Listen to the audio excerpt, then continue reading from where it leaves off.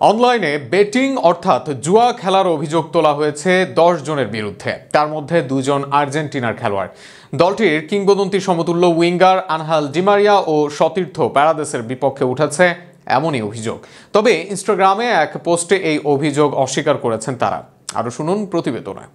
আর্জেন্টিনার খেলোয়াড়দের বিপক্ষে ব্রাজিলের খেলোয়াড়রা অবস্থান নেবে, এটি স্বাভাবিক, এবং তাদের দর্শকরাও তাদের বিপক্ষে অবস্থান নেবে। কিন্তু একজন খেলোয়াড় আর্জেন্টিনার আছে যার নেই কোনো হ্যাটার্স, তিনি সাবেক রিয়াল মাদ্রিদ তারকা আনহেল ডি মারিয়া। তবে নম্র ভদ্র এই ফুটবলারের আন্তর্জাতিক কেরিয়ার শেষে ক্লাব কেরিয়ারেরও শেষ দিকে এসে উঠেছে এক অভিযোগ, তাও আবার জুয়া খেলার অভিযোগ।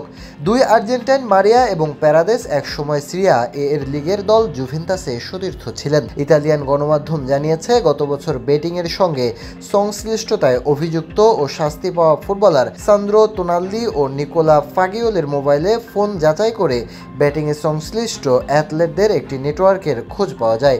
এর মাঝে ফাগিওলে জুভেন্টাসের ডিমারিয়া এবং প্যারাদেসের সতীর্থ ছিলেন। বেটিংয়ে সংশ্লিষ্টতা অস্বীকার করে নিজের ইনস্টাগ্রাম স্টোরিতে 2022 বিশ্বকাপ জয়ী উইঙ্গার ডিমারিয়া লিখেছেন, সংবাদ মাধ্যমে প্রতিবেদনগুলোর পরিপ্রেক্ষিতে স্পষ্ট করতে চাই, আমি কখনো কোনো রকম অবৈধ বেটিং করিনি।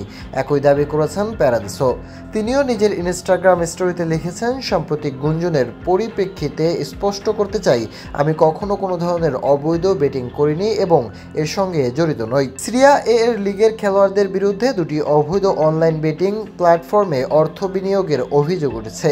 অভিযুক্তদের মাঝে আছেন রল ভ্লান্ডো, যিনি খেলেন তুরিনোতে, এসি মিলানের আলেসান্দ্রো ফ্লোরেন্তিনি, তুরিনোর স্যামুয়েল রিচি, ফিওরেন্তিনার নিকোলা জানিলো, জুভেন্টাসের ওয়েস্টন ম্যাককিনি, পারমার মাত্তেও কানসিলেল্লারি এবং পাদোভার ক্রিস্টিয়ানো বুনাইতো, লিডসের জুনিয়র ফিরপো, এছাড়াও আছেন জুভেন্টাসের মাত্তিয়া পেরিন এবং টেনিস খেলোয়াড় মাত্তেও।